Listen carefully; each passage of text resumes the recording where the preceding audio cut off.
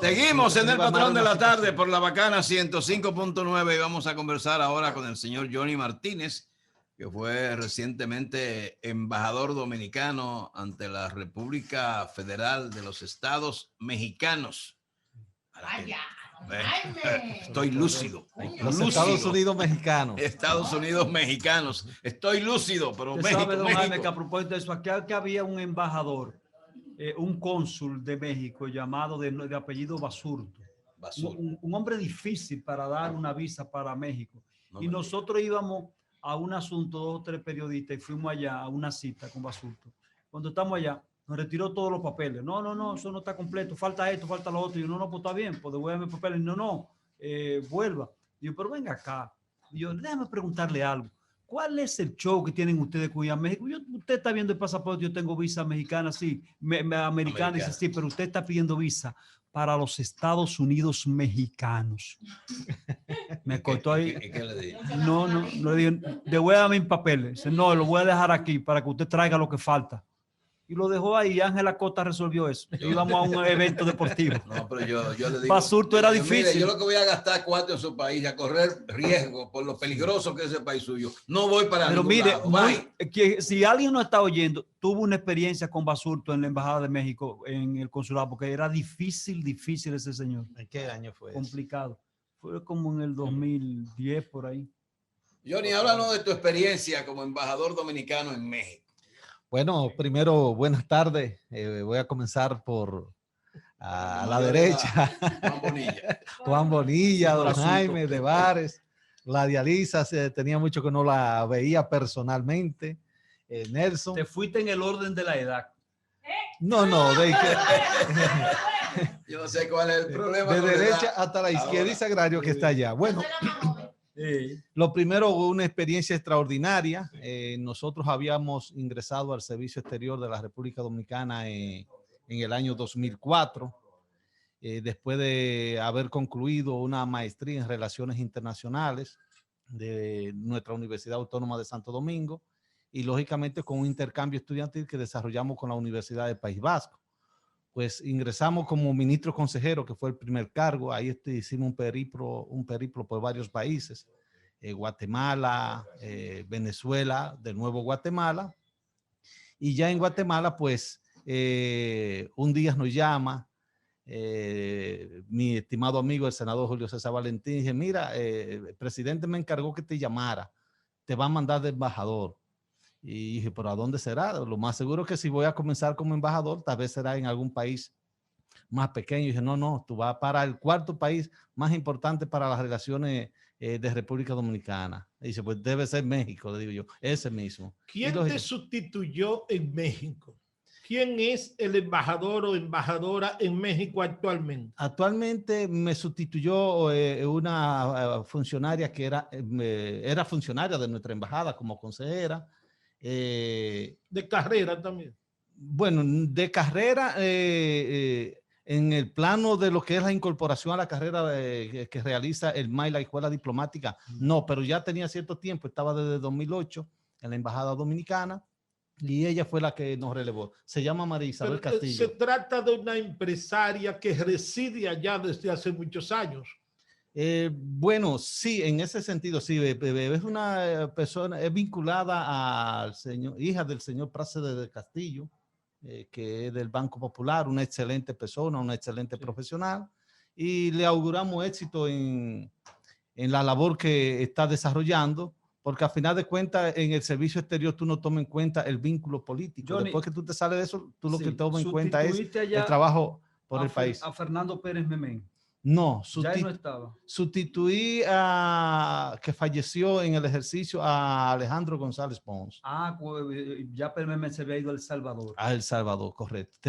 Duró 8 años. Sí. Hubo un momento que prácticamente por el tiempo que duró se había convertido en el decano del cuerpo diplomático. ¿Cuál fue el destino de esta muchacha que estaba en México con Pérez Memén y tenía mucho tiempo allá, la comunicadora de aquí? ¿Tú la encontraste ahí? Nicauli de la Mota. Sí, pues ella se quedó viviendo en México, me parece. No, ella está acá en el país. De hecho, cuando yo llego allá, ella era parte del staff de la embajada, de manera que... Sí, yo la vi allá cuando fui hace un buen tiempo. ¿Qué gana un embajador, Johnny? ¿Qué gana un embajador? Bueno, salario. El sueldo base son $3,000. Pienso que ahora la actual administración lo va a modificar, es decir, va a hacer un incremento de la información que me han dado. Johnny, tengo la información de que a un embajador le entregan una cierta cantidad para el manejo de las oficinas, para el manejo de la casa, para todo el manejo que pero tiene. la pregunta que él me hizo fue que gana un embajador. Bueno. No. El sueldo per se son $3,000. Okay. Los gastos de representación que también se le asignan a su persona varía de acuerdo al país. Al país, por ejemplo, yo supongo que el que esté en Sudáfrica, los gastos de representación deben ser mayores. Después hay otras asignaciones que corresponden a la embajada, que son para los gastos operativos de la embajada, okay. Y otra asignación que para los alquileres y de la misma embajada, okay. Como los ¿Y gastos, el personal? No, el personal ya eso tiene su sueldo aparte, nómina, no tiene nada que ver con lo que se le asigna al embajador. Porque hay embajadores que limitan el personal y se quedan con una secretaria únicamente y van limitando. Pero ese personal que limitan es el personal que le sirve de apoyo a la labor de la embajada, es decir, el personal local, digamos un chofer que tú lo necesitas, digamos una secretaria que tiene que ser tu secretaria personal, ¿verdad? Un conserje, un jardinero, si lo amerita el caso. Un intérprete si está en un país de un idioma. Puede ser también. Sí. Así que, pero después lo que son los funcionarios de la embajada como consejero, ministro consejero, primer secretario, segundo secretario, tercer secretario, agregado, ya eso es personal de la Cancillería y lo designa el presidente. ¿Y cuál es el día de un embajador? ¿Qué hace un embajador día cualquiera de la semana? Yo soy de la persona que le gusta desarrollar su labor en función de planes de trabajo. Porque la improvisación no es buena consejera. Tú no puedes vivir el día a día en función de lo que te llega. Naturalmente, tienes también que prever que se te pueden presentar situaciones imprevistas. Nosotros en la embajada desarrollamos lo que es el POA, que es el plan operativo anual, donde tú programas todas las actividades que va a desarrollar. Básicamente, una embajada tú tienes que enfocar tu trabajo en 4 funciones fundamentales.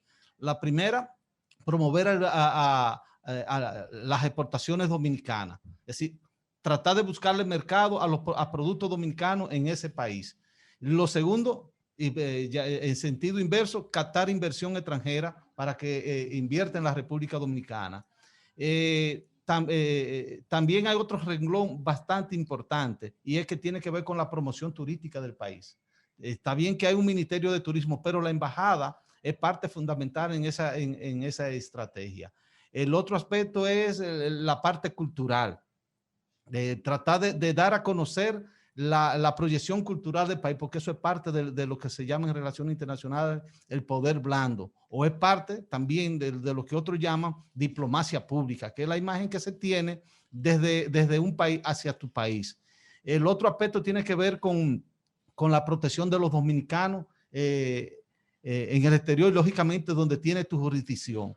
En el caso nuestro nos tocó una labor bastante fuerte, un desafío bastante duro con el advenimiento de la pandemia, porque prácticamente nos llevó a modificar la agenda que habíamos planificado y tuvimos que auxiliar a dominicanos en México con ayudas económicas porque se quedaron sin empleo con los mismos fondos de la embajada. Y te estoy hablando de un país tan grande territorialmente que caben 42 repúblicas dominicanas en él.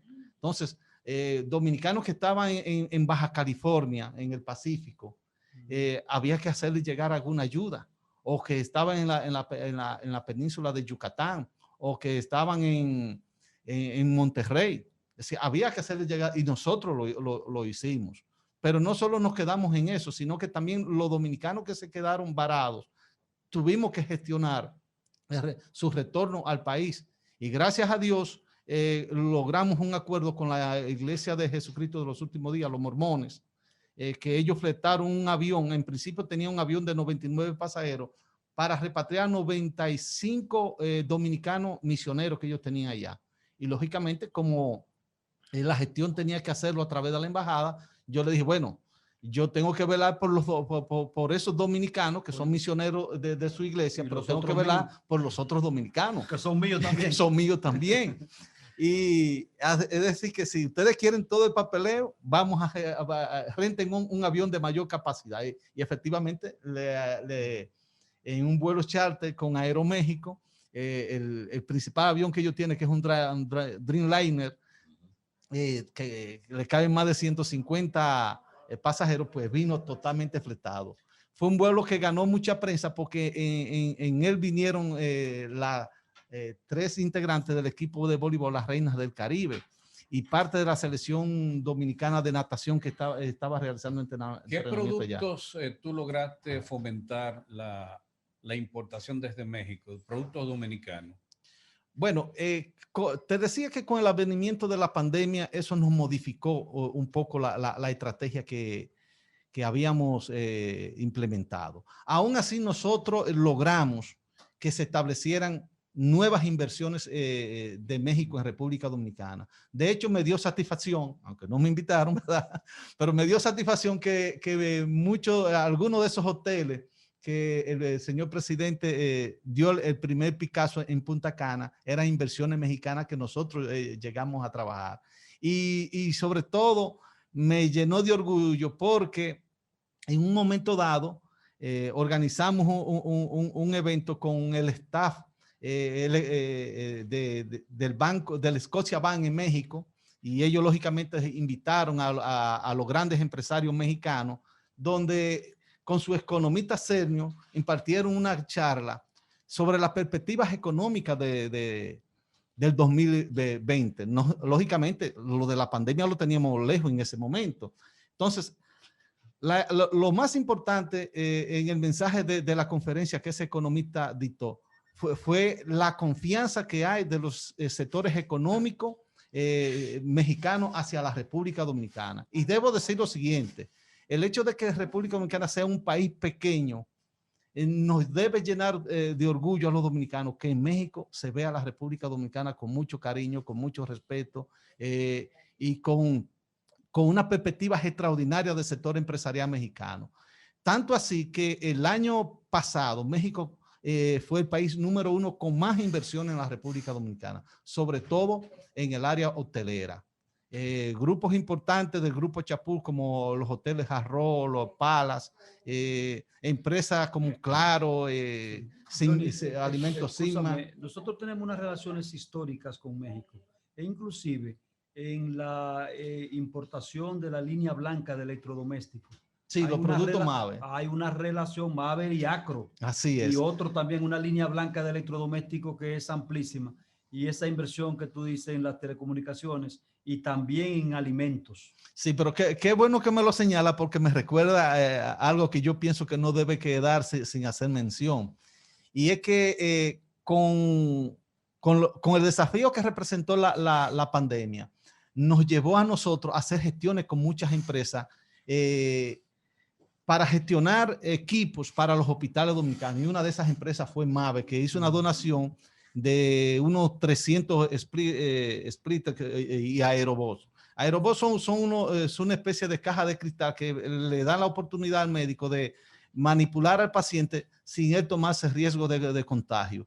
Y el splitter es un aparato que se le adapta a un ventilador, y en vez de ese ventilador ser usado por un solo paciente, con este aparato se puede usar en 2 pacientes. Y nosotros gestionamos eso, pero también gestionamos con el gobierno mexicano ventiladores para los hospitales dominicanos, ventiladores de manufactura mexicana. Es decir, que la colaboración fue enorme, y muchas empresas y muchos suministros hospitalarios que demandaron los hospitales y las clínicas dominicanas llegaban a México, a veces procedentes de China, a veces procedentes de Estados Unidos, de Europa, y como eran muchas veces equipos hasta de seguridad nacional, pero nosotros gestionamos la colaboración y el apoyo de las autoridades mexicanas, y eso nos los agilizaron. De manera que mi agradecimiento a las autoridades mexicanas, a su embajador acá, su excelencia Carlos Peña Fiel, que siempre estuvieron las puertas abiertas para nosotros. Hay un grupo de embajadores con los cuales se produjo una controversia, porque supuestamente la ley de carrera civil los protegía. Y entonces fueron destituidos, fueron cancelados. Yo soy uno de esos. Pero es que hay una situación. En el grupo estuviste tú, sí, que supuestamente eran de carrera.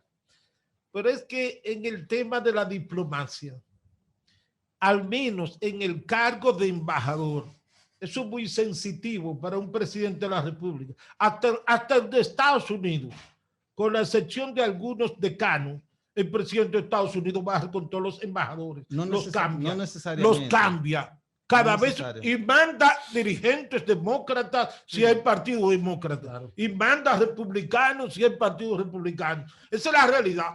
Tú puedes, en términos de carrera, a ministro consejero y ese personal, pero el embajador siempre se busca una gente de extrema confianza. Pero no es así. Pero Donald Trump mandó aquí una empresaria socia de él e inmediatamente Trump perdió, ella renunció. Y Wally estuvo aquí con Barack Obama e inmediatamente los demócratas perdieron. No, y cuando estuvo Hans Hertel también. Eso es muy sensitivo. Esa parte es muy sensitiva, el de embajador. Claro. ¿Tú me entiendes? Entonces, yo vi esa batalla de ustedes como que no tenía sentido. Yo pensé que si tú entraste ahí en el 2004, te tocaban unas buenas prestaciones laborales, nada más. Ojalá fuera así. Tenía 10 años como embajador, que era no son 10 no, años. No. Lo primero que Bonilla está haciendo una interpretación muy personal. No, muy personal, muy a priori y sin comprender el esquema legal. Lo primero es que normalmente los países que organizan bien su servicio exterior tienen embajadores políticos y embajadores de carrera. Los políticos generalmente es una cuota. Estados Unidos cambia parte y siempre la República Dominicana, como es un país próximo, siempre ha estado dentro de esa parte que ellos usan como cuota política. Y te voy a poner un ejemplo. Aquí hubo una famosa embajadora de Estados Unidos llamada Donna Raina, que antes de llegar como embajadora acá, había sido embajadora en Bolivia. Luego Riná o Raina. Recuerdo muy bien. Estuvo como embajadora en diferentes gobiernos en Brasil cuando Lula ganó, sí. Y también estuvo acá. Y lo mismo con muchos embajadores que son de carrera. Otros son políticos. Ahora bien, hay muchos de carrera. Ahora bien. Por eso te dije que hay figuras que son embajadores. Este mismo gobierno, el de Luis Abinader, hay muchos embajadores que son de carrera. Claro. Por ejemplo, Federico Cuello, que está en Corea, es un embajador de carrera. Ahora, ¿qué sucede en el caso de nosotros? Nosotros ingresamos, y hablo por mí como muchos de los otros que están ahí, ingresaron en el 2004, 1996, 1998. Cuando el Servicio Exterior de la República Dominicana se regía por la Ley 314 del año 1964, que establecía que cuando tú has cumplido 10 años de manera ininterrumpida en el servicio exterior, en cualquier rango, automáticamente te convertía en diplomático de carrera. Y que en eso lo que procedía era que de manera automática el MAP y la Escuela de Diplomática te incorporaran. Agregándole a ello otros requisitos más, por ejemplo, haber sido egresado de una universidad nacional o extranjera en el área del derecho, en el área de la filosofía, de la sociología o de la economía.